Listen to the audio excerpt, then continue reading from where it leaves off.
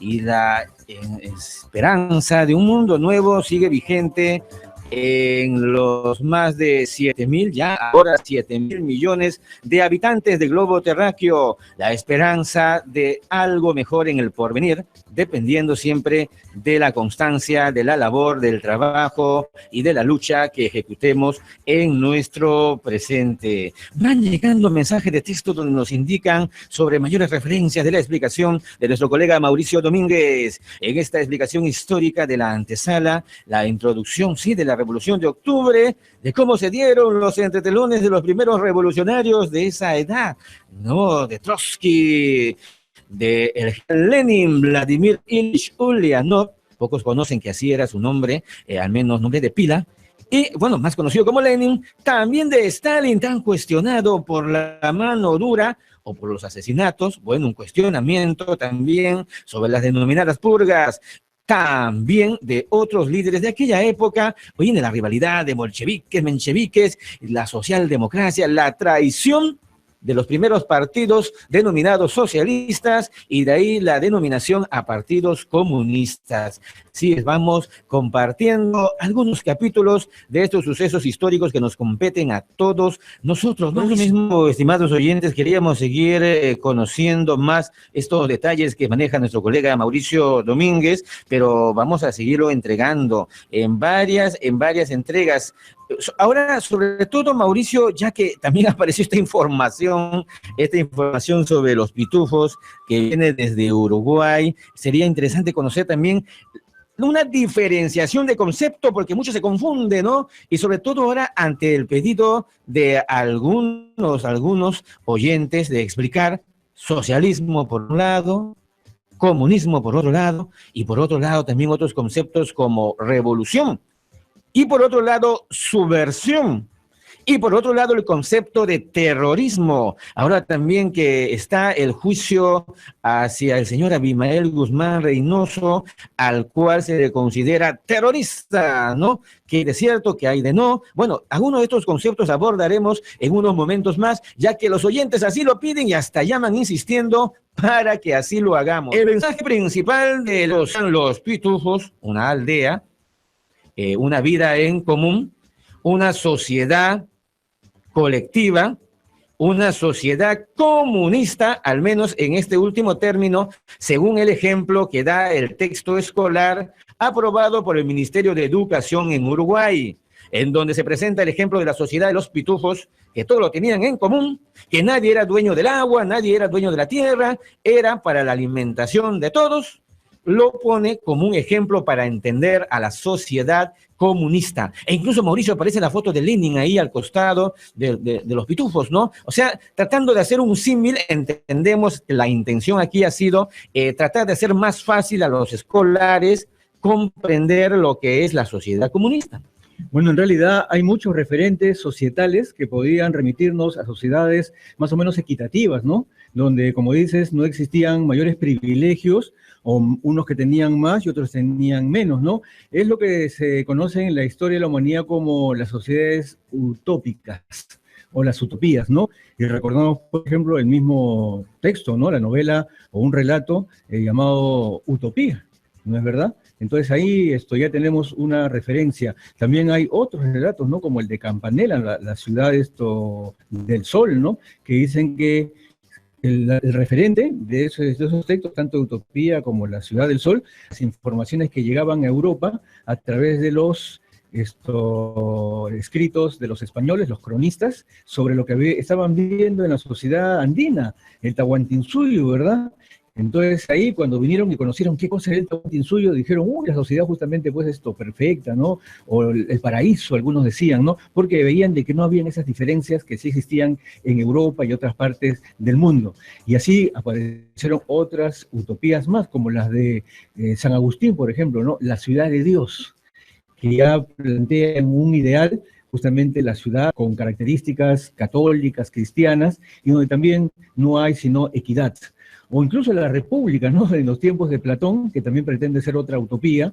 Claro, Platón era partidario de la esclavitud, así que eso aparece ahí, pero en su ideal de sociedad, digamos, eso está un poco moderado, digamos, ¿no? Pero lo cierto es de que siempre se pensó en sociedades utópicas, y cuando uno mira más atrás en el tiempo, encuentra rasgos que se acercan a las sociedades sin clase. Acá mismo, ¿no? Sin irnos muy lejos, yéndonos a la Amazonía, en las etnias, en las tribus, ellos viven sin Estado.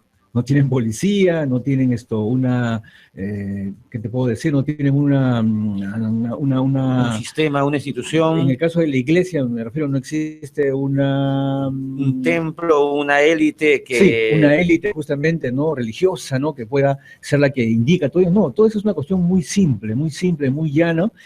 No existen, por ejemplo, palacios de gobierno, ¿no?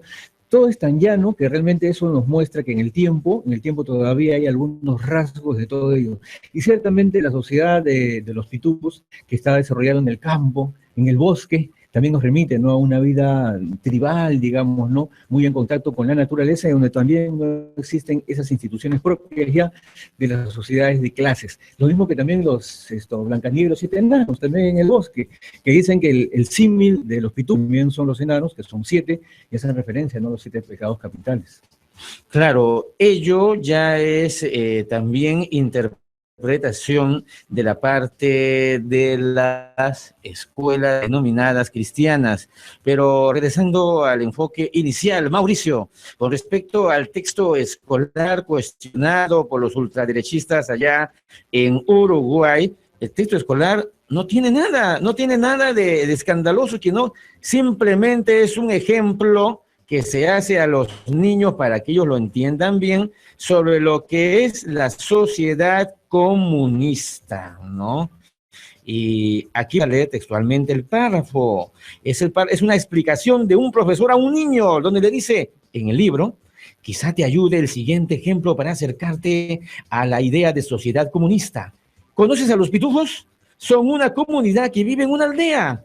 Todos tienen acceso a la alimentación. Nadie pasa hambre. El pozo de agua es para uso colectivo, no es de nadie, y al mismo tiempo es de todos. Todos tienen obligaciones con la comunidad. Por ejemplo, ocuparse de aquello que cada uno sabe hacer. Pitufo cocinero cocinará. Pitufo carpintero que se rompa. Y así cada uno de la comunidad aporta con su trabajo y recibe del trabajo de los demás. El comunismo es una situación similar a esa. Este es el párrafo cuestionado en el texto escolar de Uruguay. Imagínate, Mauricio, aquí todo lo que hemos leído es fiel a la verdad. Y qué curioso, porque Uruguay, digamos, de los países de la región, me refiero a Sudamérica, es el país más laico. Es el país, digamos, donde la educación habla de todos estos temas sin ninguna clase de censura ni de prejuicio.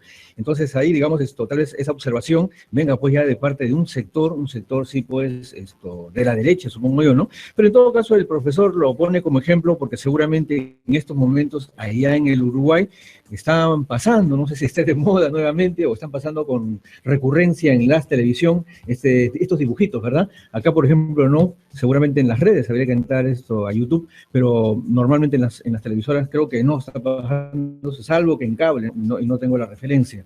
Pero siguiendo muy lejos, como decíamos, ¿no? Aquí mismo podríamos poner un ejemplo, también como profesores a los más jóvenes, de la forma en cómo viven nuestros hermanos de la Amazonía. Y es todo lo que tú has dicho, exactamente igual, ¿no? El agua es de todos, la tierra es de todos, el cuidado está a cargo de todos, y esas formas de vida, tal vez más en las costumbres, que de repente otras formas de vida económica o comercial, porque el capitalismo penetra de todas maneras, se mantiene, ¿no? Sobrevive, y esas formas y esos hábitos están incólumes. En todo caso, eso es lo que le tienen miedo los capitalistas, porque es sabido de que el socialismo hace ya un tiempo señaló que estos rezagos que están todavía vigentes pueden servir muy bien de base para el socialismo moderno. Tomar en cuenta esto que es forma de vida cotidiana en la gente, y que no hay que inculcarlo, sino que al contrario, ya lo tienen como una cuestión normal, partiendo de esas formas de costumbre de la Amazonía y también de las comunidades andinas, se puede construir, como decía también José Carlos Mariátegui, y como también decía el viejo Marx, la sociedad de cada vez más justicia social, como el primer paso del socialismo. El primer paso del socialismo hacia el comunismo. Lo que está en cuestionamiento en Uruguay es el concepto de comunismo. Sin embargo, lo que acabamos de leer, Amilo, es exacto, se ajusta a la verdad, no hay distorsión. Es un texto que trata de explicar a los niños lo que es la sociedad comunista. Y repetimos, el ideal de comunismo está practicado en las sociedades amazónicas, en los pueblos de la Amazonía, en los pueblos de la cordillera, y el mismo ideal de comunismo, y algunos no saben esto, también ha estado en los fundadores de la independencia norteamericana.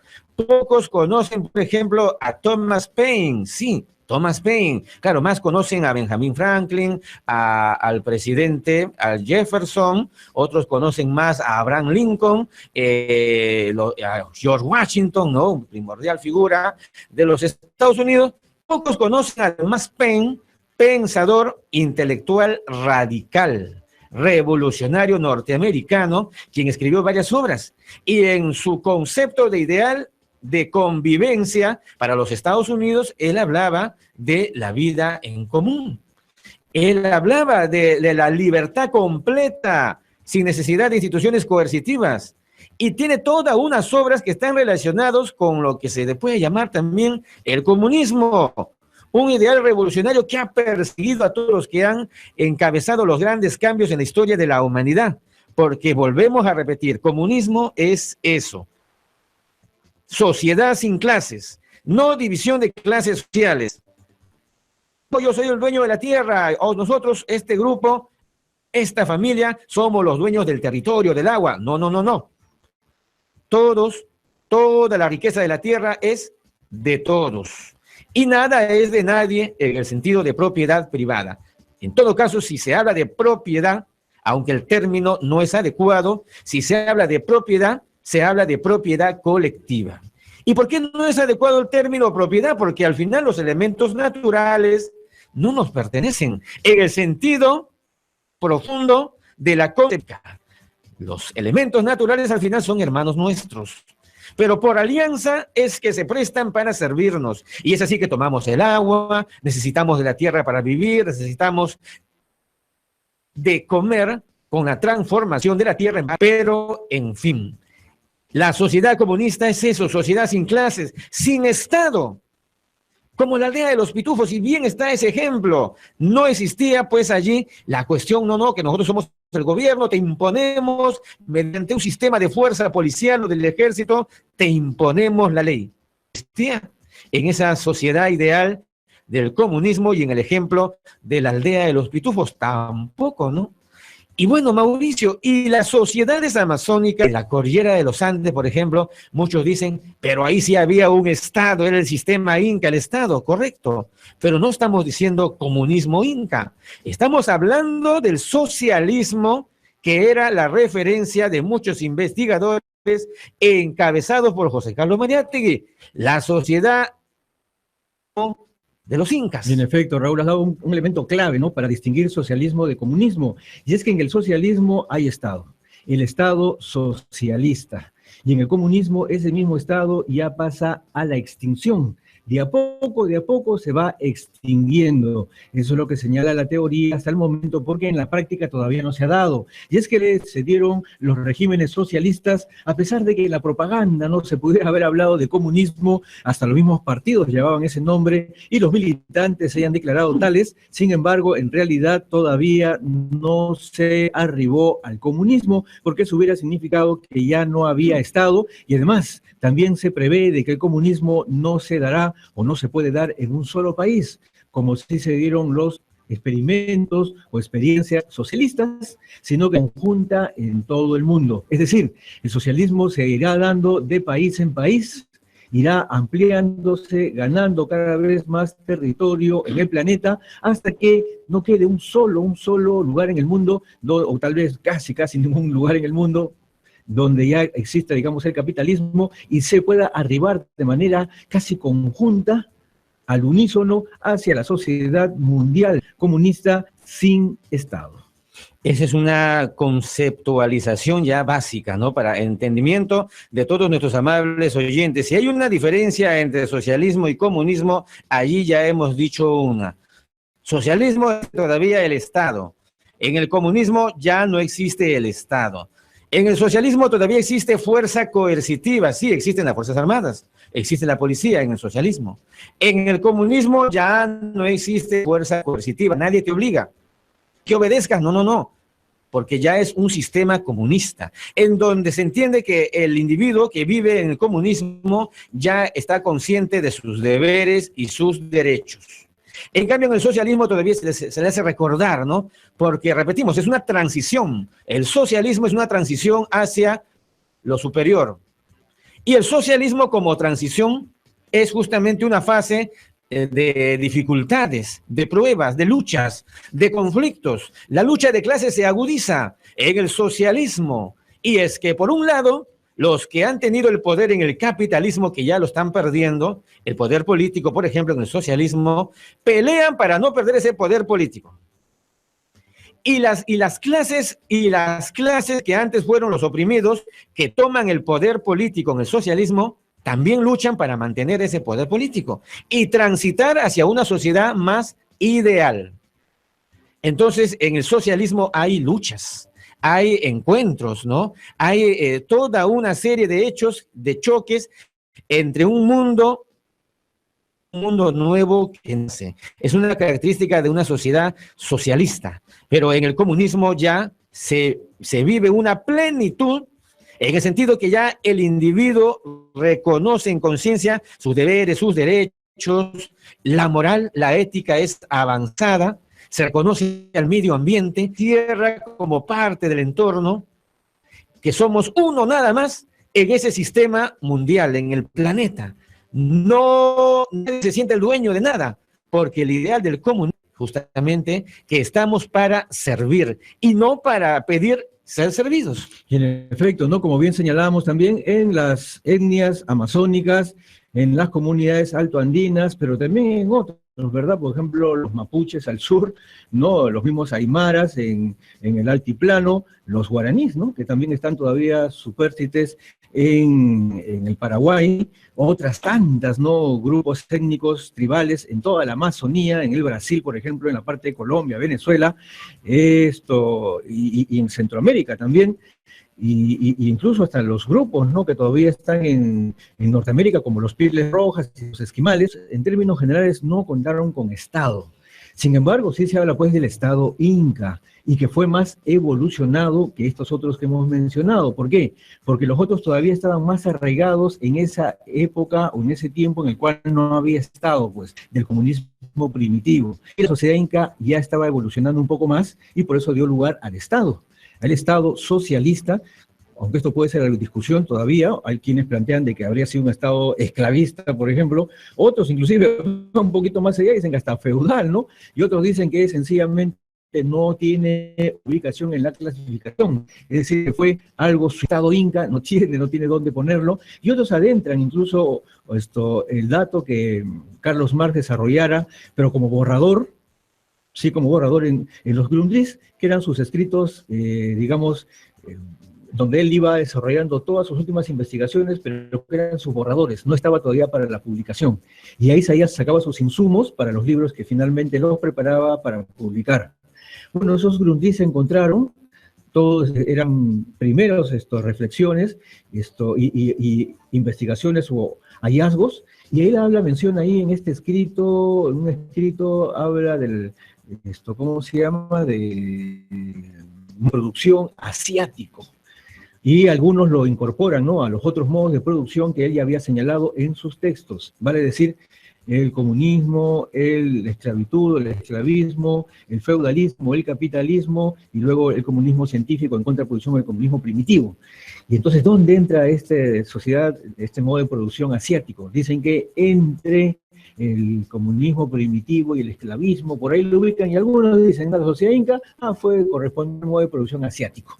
Pero eso desde luego es un atrevimiento, ¿no? Con todo el derecho que pueda tener el investigador, porque ni más lo validó finalmente y no lo puso en limpio, entonces eso quedó como material de trabajo todavía. No, y además, Mauricio, que con lo que acabas de decir, muchos hermanos tahuantinsuyanos se van a sentir molestos o ya se están sintiendo molestos, porque es como quien dice, imponer los moldes occidentales en algo nuestro, de nuestros antepasados, propio, original, y que no tenemos por qué cometer ese error. Más bien, acá nosotros tenemos algo propio, sui generis. Claro, sui generis se dice en el sentido de que es algo original, que no es necesariamente algo que se amolde a los sistemas ya mencionados, ¿no? Algo propio, algo no clasificado, ¿no? Pero en todo caso, si nosotros tenemos acá bastante antecedente de civilización, de sistema, ya no le quieran llamar socialismo, pero un sistema justo, sistema de propiedad comunal de la tierra. Era un Estado tan sistemático, tan ordenado, que no permitía que nadie se muera de hambre, sino que todos tenían que laborar y trabajar y transformar la tierra con sus manos. El sistema Inca era un sistema muy adecuado a la justicia social.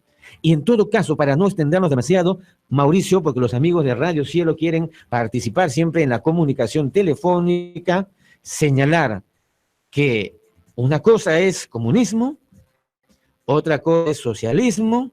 Lo que fue la sociedad inca en discusión ha señalado, aunque particularmente como que nos quedamos con lo de Mariátegui y otros estudiosos, en el sentido de sí llamarlo socialismo al Estado inca, aunque da absoluta, pero sí declarar, y esto de manera contundente, que aquellos que facilistamente hablan hoy y decir comunista por acá, comunista por allá, cualquier cosa que se aparece en el camino, hay una mala intención de quienes así. Por ejemplo, llamar a la señora Mendoza, Verónica Mendoza, la comunista Mendoza. ¿Qué es eso? Que la señora Verónica Mendoza vive sin clases sociales, es una persona que distribuye sus bienes para todos, es una persona que ha conocido una sociedad, instituciones. Eso es la señora Mendoza. Tiene ideales, aunque sea ideales para llegar hacia eso. Preguntemos a la señora Mendoza. Claro que no. Y la señora Mendoza ni siquiera se acerca a un ideal socialista, porque ella tiene un programa, una plataforma política ideológica relacionada más bien a las ONGs, que es una especie de socialdemocracia. Y aunque ni eso creo que es, porque es algo mucho más caviar. Entonces, quienes dicen, Verónica Mendoza, la comunista, son personas que hablan por hablar, con todo respeto, ¿no? Igual a otros personajes que aparecen, ¿no? Fácilmente, facilistamente se les dice los comunistas, y ni siquiera saben lo que es comunismo. Y en efecto, ¿no? Además lo usan como un, digamos, un insulto, ¿no? Una mala palabra, cuando en realidad quienes nos puedan decir comunistas, para nosotros es un honor que nos digan de esa manera, honor que de repente ni merecemos siquiera, pero sin embargo lo tomamos como algo muy bueno. Y no nos olvidemos que también Jesús el Cristo entraba en comunión, y nosotros entramos en comunión también con Él, como con todos los hermanos en el mundo. Eso también es una actitud comunista. Y bueno, ciertamente también indicar, ¿no?, a los hermanos tahuantinsuyanos o andinos, de que no hay que ser tan dogmáticos, ¿no? Porque incluso la información que ellos mismos manejan y lo difunden señalan de que hubo un gran contacto en todo el mundo desde la antigüedad y hasta en los mismos mantos o textiles antiguos, en los más digamos en la cerámica, y hasta en los frescos que existen en la arquitectura, hacen alusión a personajes de otras partes del planeta por sus rasgos faciales, que hacen ver de que habría habido un gran intercambio de información, de conocimiento. Entonces, que todo sea puramente andino en el conocimiento prehispánico, de repente no es tan cierto, ¿eh? Sino que también puede haber habido conocimiento de otras partes, porque sabemos que sabios del antiguo Perú, o sea, del mundo andino, viajaban a Egipto, viajaban hasta China, viajaban por Oceanía, viajaban por todo el mundo, intercambiando conocimiento, entregando y recibiendo. ¿Y para qué lo mencionas, Mauricio? Porque ya también se me picó la lengua. Tupac Yupanqui viajó a Oceanía. Los viajes por el mar, por el Océano Pacífico de Tupac Yupanqui, o sea, el Inca Tupac Yupanqui, están demostrados en balsas hacia la vieja Oceanía, hacia la Polinesia. Está demostrado con documentos, con pruebas científicas, tanto de las islas mencionadas como de esta parte de América, de las tierras peruanas. Entonces, claro, no hay que ser dogmáticos. En el pasado hubo intercambio de conocimientos de los diferentes países, que ahora llamamos países, de los diferentes pueblos, hubo mestizaje cultural, ¿sí? Intercambio también, mestizaje étnico, ¿no? Y bueno, ya, ¿para qué pecas la lengua, Mauricio? Se quedan los oyentes con poco tiempo para hablar. Son las 9:47 y encima vas a agregar algo más. Solo un datito, se han encontrado hace un tiempo en tumbas egipcias de la coca. Si eso no es intercambio cultural, y los egipcios no dijeron, no, eso no nos corresponde a nosotros, no vamos a recibirlo, al contrario, lo recibieron porque era sabiduría. Y seguramente también nos legaron al mundo antiguo andino otra clase de conocimientos. Eso es lo que hay que hacer ahora también, que todo lo muy importante de la sabiduría andina se esparza por el mundo y que los recojan de la mejor manera y viceversa, también tomar. Por eso cuando Mariátegui en su tiempo, sobre todo los apristas, lo acusaron de europeizante por haber traído ideas del socialismo europeo, él dijo, no son ideas extranjeras, son ideas universales que también a nosotros nos corresponde, dijo. Claro, si algún respeto tienen algunos hermanos tahuantinsuyanos a José Carlos Mariátegui, consideren esto que acaba de señalar Mauricio, ¿no? Las ideas son universales, no porque venga de un blancón o venga de un negro, ya la idea es menos, ¿no? O se desprestigia o es de menor intensidad o se descalifica tal concepto, tal idea, porque la dijo un gringo, porque la dijo un negro, un chino, no. Las ideas son universales, vengan del territorio que vengan, si son ideas que nos sirven, son geniales y nos sirven para avanzar y desarrollar, tenemos que recibir todas las ideas, vengan de donde vengan. Y hasta aquí nomás llegamos, Mauricio. Hay comunicaciones telefónicas, rapidito, entonces. Y ya están, si de repente ya están comunicándose al ópero, si no le decimos no, al 472-3110, 472-3184, y en las regiones al 472-3383. Adelante con la primera comunicación. Aló, buenos días. Aló, buenos días. Buenos días, ¿de dónde nos está llamando? Kai. Desde Abancay, adelante, ¿cómo están las cosas por allá? Bien, doctor, quería hacerle una consultita. A ver, diga usted, me parece que usted piensa que está llamando a un programa de medicina andina. Medicina andina, en todo caso, no dominamos esta forma de medicina. A ver, adelante. Lo que quisiera saber es, a mi hijita le han encontrado heridas en su Bueno, estómago. estimado oyente, escúcheme bien, sí, estamos en un programa de información, de noticias, de política social y de muchos otros temas. Los programas de medicina se inician en unos minutitos más, a las 10 de la mañana, con importantes y prestigiosos profesionales de la salud. Muchísimas gracias. Tenemos... Por favor, Tony, no estés peleando con música, ¿qué estás peleando ahí en la cabina? Con los pitufos. Con los pitufos. Está trompeándose, Tony. Adelante, buenos días. Buenos días, señor Raúl Arias. La señora Susana, estoy desde Los Olivos, de la municipalidad de Los Olivos. Estamos haciendo una protesta por el abuso y atropello de la autoridad. Señor León, y yo le voy a contactar con el señor, con un dirigente, por favor. Atropelle este abuso que está haciendo el alcalde. Un momentito, por favor. Es una protesta contra el alcalde de Los Olivos. Sí, adelante, buenos días. Su nombre y por qué están realizando la protesta. Acá estamos en la municipalidad de Los Olivos protestando por el abuso y el atropello de la municipalidad de Los Olivos. El alcalde de la municipalidad de Los Olivos deja nuestra organización porque ya transcurren 2 meses y no nos damos el reconocimiento porque el comité electoral ha cumplido con todo lo que la ley exige. Independientemente de ello, estamos exigiendo que se respete a la organización porque el alcalde está dividiendo cogidas y además estamos reclamando las alzas de los servicios y los cobros coactivos abusivos que está cometiendo con nuestro pueblo. Estas son las razones por las que nos hemos ha pedido 10 dólares, nos hemos dado a su oficina, no nos recibe y nos dice que nos va a postergar para otra fecha su secretario.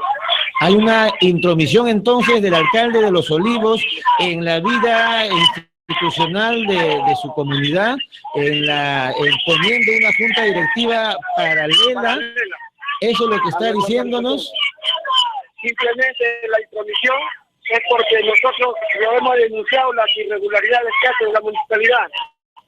Y ante esta situación, el alcalde no solamente quiere hacer intromisión, sino que quiere ir al pueblo. Y no solamente de nuestro pueblo, porque dos representantes de la Junta Coordinadora Colegiada, que son sus amigos, son representantes del CCLD. ¿Y qué cosa es el CCLD? Son los representantes de las organizaciones a nivel de Los Olivos. Y estos señores son los que dan las conformidades de las obras. Y como son sus amigos, y con el marco de leche que uno está representando, simplemente van a dar la conformidad de las obras que nosotros, que estas elecciones que han sido irregulares y que los están diciendo a sus amigos para que den las conformidades de las obras.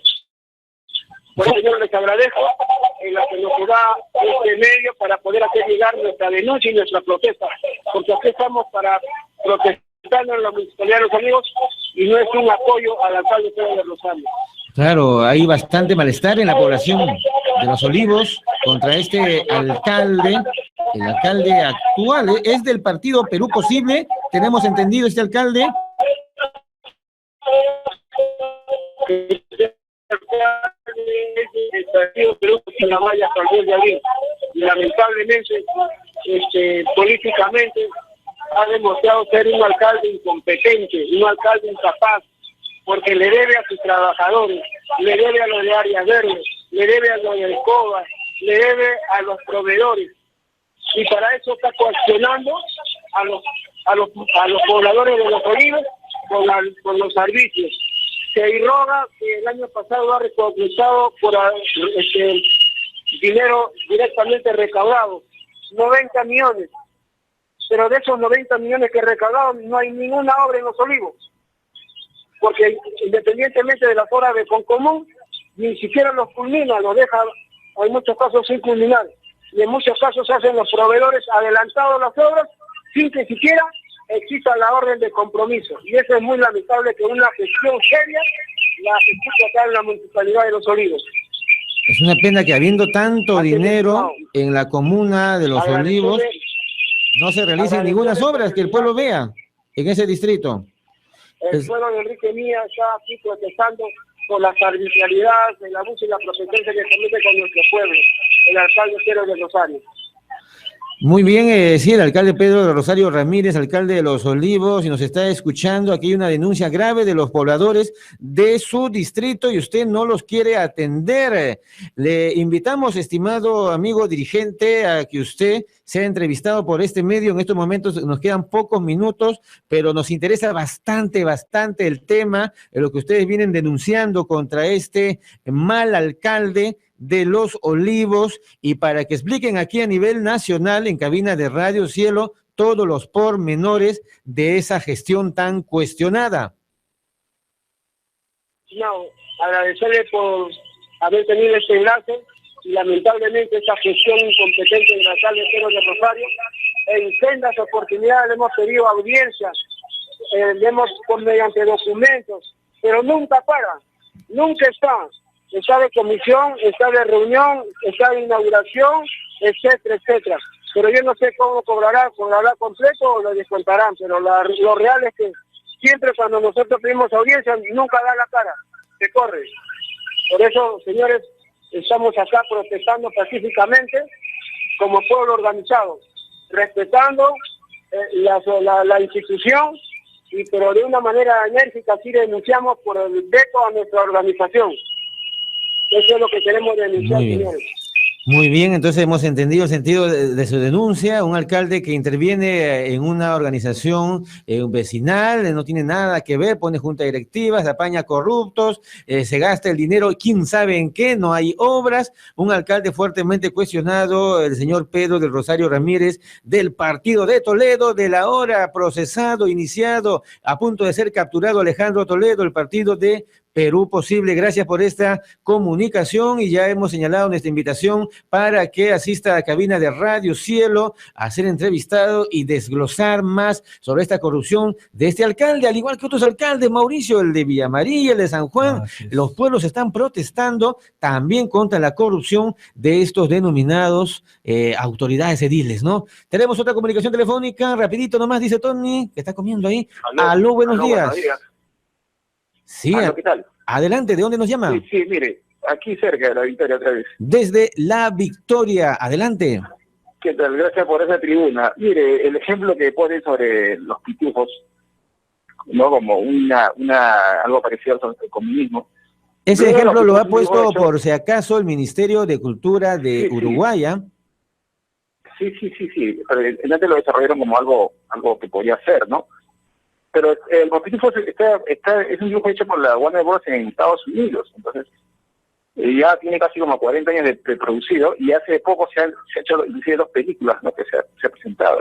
Claro, nosotros celebramos en verdad que usted tenga bastante conocimiento cinematográfico, los dibujos animados, que la Warner, que Patolandia, que Pitufilandia, y le agradecemos su comunicación por darnos esta enseñanza. 9:58 de la mañana, seguimos con otra comunicación telefónica. Adelante, buenos días. Aló, buenos días. Aló, buenos días.